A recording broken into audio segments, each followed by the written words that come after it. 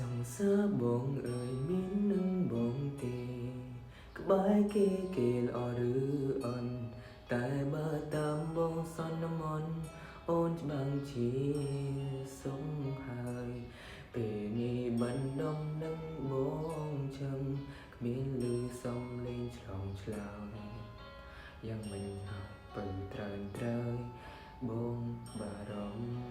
ភវេលាកូននងបងនៅម្នាក់ឯងតែចាំមើលអូនចង់ដឹងពីដុំនឹងស្ងួនតើអូនសុំយ៉ាងណាចង់ដឹងពីសង្សារថ្មីបងចង់ឃើញទាំងជីវ៉ាពេលនេះអូននៅទីណាតើដឹងទេថាបងនឹងមាននឹងបងទេអូនមាននឹងបងខ្លាំងទេស្ងួនតែបងវិញនឹងអូននឹងឡើងហូរទាំងភ្នែកហើយចង់ឲ្យវេលាត្រឡប់នឹងចង់សុំអោបអូនជាលើកចុងក្រោយតែគ្មានឱកាសឡើយសូមបីត្រឹមតែគិតថាជួបអូនមាននឹងបងទេអូនមាននឹងបងខ្លាំងទេស្ងួនបើយើងអាចជួបជូនដួងអង្គអ្វីបងលែងគិតអូនត្រូវការអ្វីបងលៀងបងឲ្យអូនក្រុមយំបីជីវិតសូមត្រឹមបងមកចិនឲ្យបងថែដូចមុន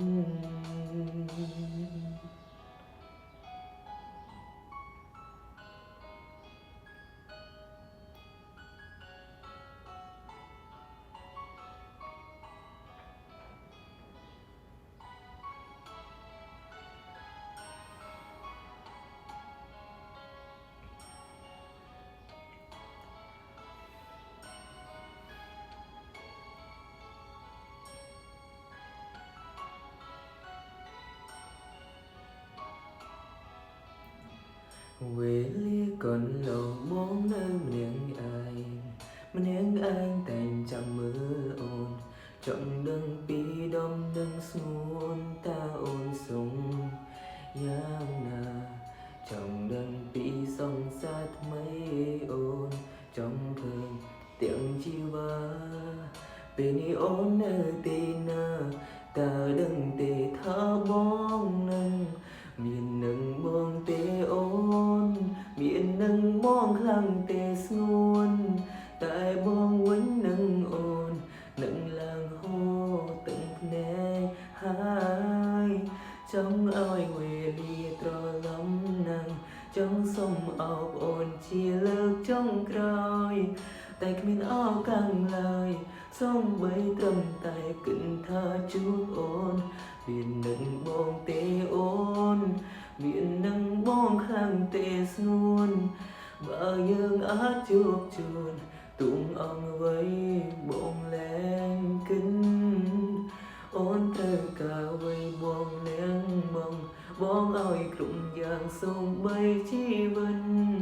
សូមត្រឹមអូនមកចិនឲ្យបងថែដូចមុនមាននឹងបងទេអូន